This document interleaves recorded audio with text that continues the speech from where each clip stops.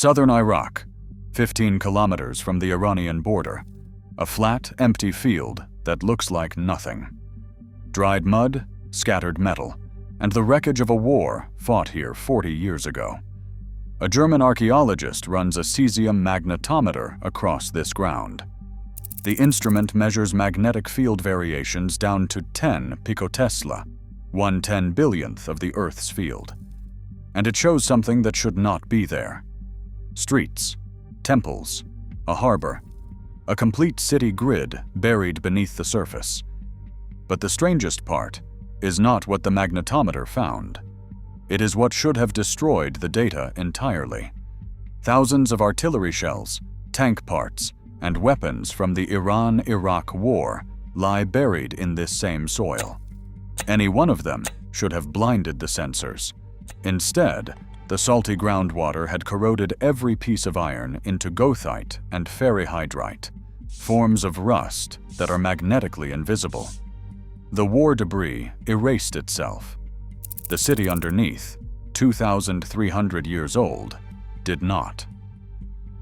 This is the story of how scientists rediscovered Alexander the Great's forgotten Alexandria, a city that controlled trade between Rome, India, and China for 550 years, and why 3 different wars, one after another, could not stop the science that brought it back. Before we get to what Alexander built and why it matters, we need to talk about what the magnetometer actually revealed, because what showed up in those readings changed how archaeologists understand ancient Mesopotamia. The instrument belonged to Georg Fassbinder, Professor Emeritus at Ludwig Maximilian University in Munich. He co-published a paper in Nature in 1990, proving that magnetotactic bacteria, microorganisms carrying built-in single-domain magnetite crystals, contribute to soil magnetism at archaeological sites. His entire career had been built on reading the invisible, and what he read at Jebel Kayaber stopped him cold. It was a city laid out on a precise Hippodamian grid, and not a small one. The residential blocks measured 160 by 90 meters. That translates to 550 by 300 Attic Ionic feet. Now, to understand why that number matters, consider this. Seleucia on the Tigris, the largest known city in Hellenistic Mesopotamia, had blocks measuring 500 by 250 feet. Antioch on the Orontes, one of the 4 great capitals of the Roman world, had blocks measuring 400 by 200 feet. The blocks at this site are larger than both. These are the biggest residential blocks ever documented anywhere in the ancient world. And nobody knew they existed until a magnetometer walked across a field that looked completely empty. But the scale only gets stranger from here. The magnetometer picked up a central street nearly 30 meters wide, flanked by temple precincts and a palatial compound measuring 110 by 100 meters.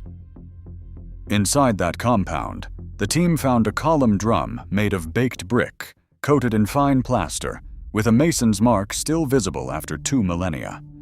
These were fluted columns, designed to look like stone, but built from the only material available in the alluvial floodplain, fired clay. And next to the palace, the geophysics showed an area with no streets at all. Hauser suspects this was either a park or an urban vegetable garden. Either way, a 2,000-year-old city with designed green space in its center. But the technology revealed something even more unexpected beneath the streets themselves. When the team excavated a test trench, they discovered that the ancient streets were paved with broken pottery sherds. That explained the sharp magnetic readings. But below the pavement, they found something that changed the picture entirely: a drainage system. 3 superimposed rows of bottomless, reused storage jars, stacked vertically, functioning as an ancient French drain. The thermoremnant magnetization of those fired jars made the entire drainage network visible without ever breaking ground. We are talking about engineers who built a sewer system 2,300 years ago using recycled pottery. And the magnetometer read it like a blueprint. And the sheer scale of the survey deserves a moment, because this was not a weekend project. In the 2016 season alone, the team flew 5,000 vertical drone photographs at 100 meters altitude with 80% overlap, producing a digital elevation model covering nearly 12 square kilometers at 4 centimeters per pixel.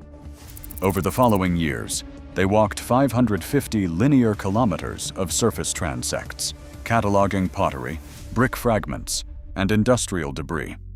They mapped over 100 hectares with magnetometry and identified 16 satellite sites in the surrounding landscape. But here is the detail that makes this discovery different from any other lost city story. Somebody found this place 60 years ago, and he spent the rest of his life waiting to come back. In 1965, an American named John Frederick Hansman stood on a mud ridge at this exact site with a measuring tape and a copy of Pliny the Elder's Natural History. Hansman was born in Fort Madison, Iowa, in 1930. He served in the United States Navy Submarine Staff Corps before arriving in Iraq in 1957 to work for an American company building a dam in the Kurdish Northeast. He earned his doctorate at the School of Oriental and African Studies in London, studying how river systems in Mesopotamia changed between Alexander the Great and the Mongol conquest. That research led him to a set of Royal Air Force aerial photographs taken during the British Mandate from 1918 to 1939. In those photographs, he spotted a massive walled enclosure in southern Iraq near Basra. He went to see it for himself. What Hansman found was a wall. He measured its northern face at exactly 2.8 kilometers. That measurement matched Pliny's description precisely. Pliny had recorded the embankments of Alexandria on the Tigris at 2 Roman miles, which converts to 2.8 kilometers. The measurement was exact. Hansman published his findings in 1967 in Iranica Antiqua. He identified the site as Charax Spasinou, the later name for Alexander's city. He recorded ramparts averaging 4 to 6 meters high with baked brick at the bastions. He was right about everything. And then he never came back. A military coup destabilized the region. Then the Iran and Iraq War turned his discovery into a frontline military position. Iraqi engineers punched 45 gaps through the ancient walls for tank emplacements, dug 199 infantry positions into the ramparts, and built over 212 vehicle and artillery positions inside the city. In total, the military made roughly 2,000 modifications to the site's surface. Then came international sanctions, then the 2003 invasion, then ISIS. Here is a detail that captures the entire absurdity of this situation. The man who now guards the archaeological site is a retired Iraqi soldier named Ali Wahayib Abdul Abbas. He was conscripted at 18 and fought in the Iran and Iraq War, including at the Battle of Halabja. He was later transferred to the Southern Front, the same front that ran through this city. Today, he operates a magnetometer over the very walls he once helped fortify. The soldier became the archaeologist's assistant at the place where he went to war. John Hansman died on March 27, 2023, in Fort Madison, Iowa. He was 93 years old. He had not set foot at Jebel Kayaber since 1965. 58 years passed between his only visit and his death. He never saw the magnetometer data. He never saw the drone maps. He never saw the proof that he was right. But somebody remembered. In 2013, an Iraqi official named Qatan al-Abid, director of the Basra Antiquities Inspectorate, approached a British team excavating near the ancient city of Ur. He asked if they wanted to see another place. The British archaeologists Jane Moon, Robert Killick, and Stuart Campbell drove 50 kilometers from Basra, bumper to bumper, in heavily armored vehicles. When they reached the site, and saw the wall Hansman had measured, they knew exactly what they were standing on. The formal project launched in 2016. Stefan Hauser, professor of Mediterranean and Near Eastern archaeology at the University of Konstanz in Germany, joined as co-director. He is one of perhaps a dozen scholars on Earth specializing in the period between Alexander the Great and the rise of Islam. He made his first site visit in 2017, while ISIS still controlled parts of northern Iraq. The team could only work under armed escort. They were not permitted to leave camp without soldiers or police officers present. Their funding came from sources as diverse as the British Council, the German Research Foundation, and the private foundation of Baron Lorne Thyssen Bornemischa. Archaeological discovery, it turns out, sometimes requires aristocratic money and armored vehicles in equal measure.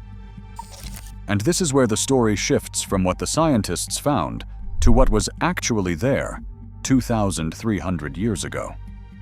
Because what Alexander the Great built at this location was not just another military outpost. It was the eastern twin of Alexandria in Egypt, designed for the same purpose, positioned at the same kind of junction, and intended to control the same kind of trade. In 324 BC, Alexander was returning from his campaigns in India. He needed a new port. The old harbors at the head of the Persian Gulf had silted up, and the rivers were shifting. He chose the confluence of the Tigris and the Karun, where ships from the Gulf could meet river transport, heading north into Mesopotamia. He settled the city with veterans from his army and residents of an older town called Durin. He named one quarter Pella, after his birthplace in Macedonia. The Persian Gulf shoreline sat just 1.85 kilometers from the city walls. Pliny recorded this distance as 10 stadia. Today, that shoreline is roughly 250 kilometers further south. The sedimentation that drove Alexander to build this city would eventually be the same force that destroyed it.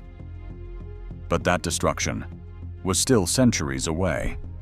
And in the meantime, this city became one of the most important ports on Earth. If you are finding this fascinating, take a moment to like and subscribe. We cover ancient discoveries, forgotten civilizations, and the scanning technology that brings them back. Every subscription helps us keep making these videos. Alexander died 10 months after founding the city, in June 323 BC in Babylon. The city passed through the wars of his successors, was damaged by floods, and was rebuilt around 166 BC by Antiochus IV as a deliberate trade weapon, designed to divert Indian Ocean commerce away from the Arab port of Gerha. But the man who truly made this city great was a local governor named Hyspaiosines. His name comes from Old Iranian, meaning who appreciates all things. His father, Sagdodonacus, had a Bactrian Iranian name, suggesting Eastern origins. Yet Pliny called Hyspaiosines king of the neighboring Arabs, reflecting the city's mixed population. Hyspaiosines declared independence in 141 BC and founded the kingdom of Mycenae, also called Charax. He briefly occupied Babylon in 127 BC. Babylonian astronomical diaries recorded his title as Shah-Ru, king. He accepted Parthian overlordship in 124 BC, and he died on June 11 of that same year. The exact date is preserved in cuneiform. The ancient writer Lucian says he lived to 85. His wife's name tells us something remarkable. She was called Thalassa, the Greek word for sea, a queen named Sia, ruling a kingdom built on maritime trade. A Greek inscription found in Bahrain, dedicated by a military governor of Tylos and the islands, honors both Hyspaiosines and Thalassa. This proves the kingdom's control extended across the Persian Gulf to Bahrain, and possibly as far as the Oman Peninsula. A later king named Meredates, who ruled around 150 AD, struck coins that read King of Kings, King of Omani. This is direct evidence that this port city projected authority across the entire Gulf. And the trade that flowed through here was staggering, not just in volume, but in the legal status it carried. The Periplus of the Erythraean Sea, a 1st century merchant's guide, classifies the city's outport, Apologos, as one of only 3 ports in the entire Indian Ocean designated Emporion Nomimon, a legally regulated trading port. The other 2 were Adulis on the Red Sea and Musa in Yemen. The Periplus lists the cargoes passing through, and they read like a catalog of the ancient world's most valuable commodities: copper, sandalwood, teakwood, blackwood, ebony, purple cloth, wine, dates in quantity, gold, and slaves. 39 Palmyrene caravan inscriptions reference the kingdom of Mesene. 18 of them name this city directly. The earliest, from 19 AD, records a Palmyrene merchant named Alexandros sent to King Abinergaos I on a diplomatic mission for Germanicus, the adopted son of the Roman Emperor Tiberius. A later inscription from 131 AD documents a Palmyran trader named Yarhai, son of Nebuzabad, appointed by King Meredates as satrap of the Bahrain Islands. The trade route ran from Indian Ocean ships to the port, then upriver by barge to the Tigris, then by camel caravan across the desert to Palmyra, and from there into the Roman Mediterranean. Goods from Mumbai reached Rome through this city, spices from Kerala, silk from China, all of it flowing through a single port that we had forgotten even existed. And now we reach the 2 moments that connect this city to global history in ways that no other account of this discovery has mentioned. In 97 AD, the Chinese Han Dynasty sent an envoy named Gan Ying westward to find the Roman Empire. He crossed Central Asia, traveled through Parthian territory, and reached this city, transcribed in Chinese texts as Ganluo. He was standing at the edge of the known world. But Parthian merchants at the port told him the sea crossing to Rome was too dangerous, that it could take 2 years. He turned back. The first Chinese attempt to reach Europe ended right here, at this harbor, because the middlemen wanted to protect their monopoly. East and West almost met in the 1st century. This port was where they missed each other. And in 116 AD, the Roman Emperor Trajan arrived at the city.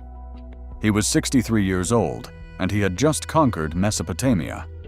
He stood at the Persian Gulf, watched a ship depart for India, and according to the historian Cassius Dio, he said that he should certainly have crossed over to the Indians too, if he were still young. He was the only Roman emperor who ever stood on the shore of the Persian Gulf. And he stood here, at this city, at this port that we have just rediscovered. But nature does not care about emperors or empires. And the same geology that gave this city its purpose was already turning against it.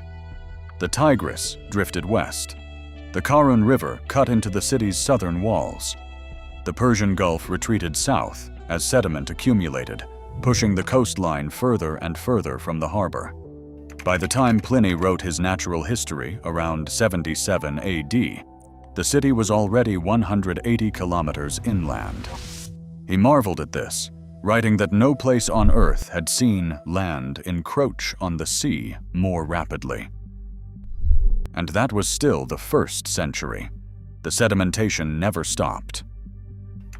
The Sasanian king Ardashir I conquered the kingdom in the 220s AD. A single excavated coin from the palace floor, dated to 149 AD in the Seleucid calendar, suggests the palatial compound was destroyed during a civil war between the Arsacid Enki Vologases III and the local king Meredates. The coin gives a precise moment of destruction, frozen in the rubble. The city continued under Sasanian governors for several more centuries.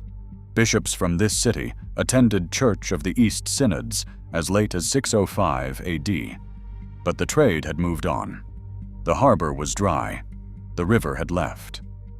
Basra, founded by the Arab Caliph Umar in 638 AD, inherited the role that Alexander's city had played for half a millennium. And then, silence, floods, silt, more than 1,000 years of forgetting. Then, in February 2026, Stefan Hauser and his colleagues published their findings and announced that the equivalent of Alexandria on the Nile had been found.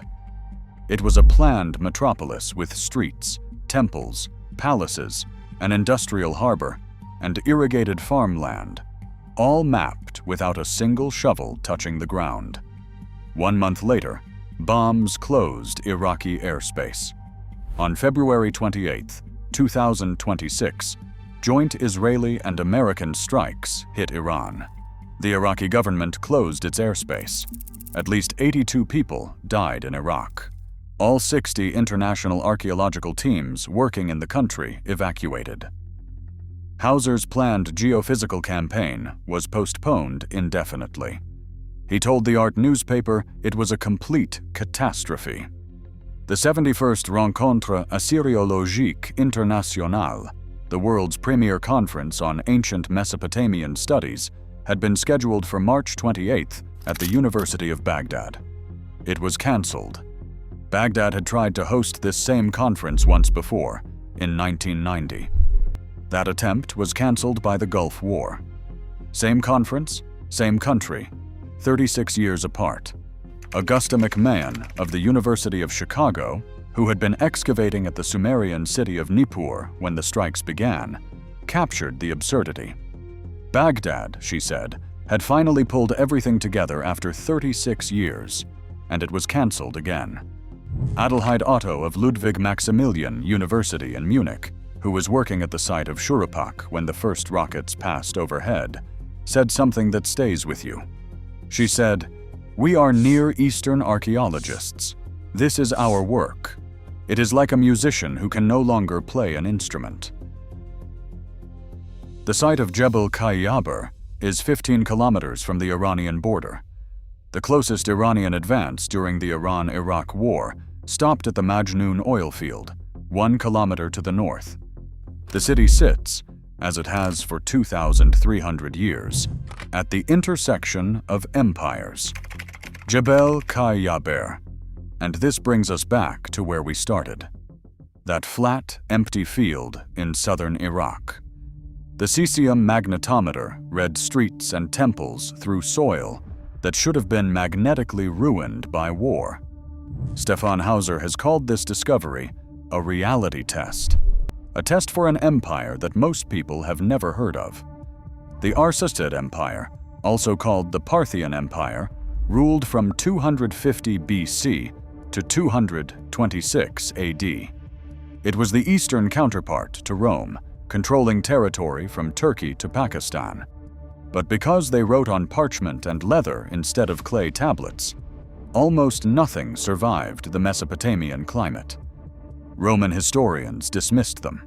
Modern scholars dug through their ruins to reach older layers underneath. Hauser describes them as mute bystanders in a history written by others. Arsacid Empire. Alexandria on the Tigris was their greatest port, and it is still buried, unexcavated, waiting, mapped by instruments that can see through 2,000 years of mud and 40 years of war, yet untouched by a single archaeologist's trowel.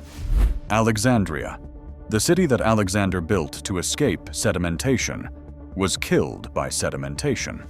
The walls that protected it from floods became tank positions 23 centuries later. The war debris that should have destroyed the data dissolved into the salt, and the conference that was supposed to celebrate its rediscovery was cancelled by the same kind of conflict that made it invisible in the first place: sedimentation. Some places do not want to be found easily. This one has been waiting since 324 BC, and it is still waiting now.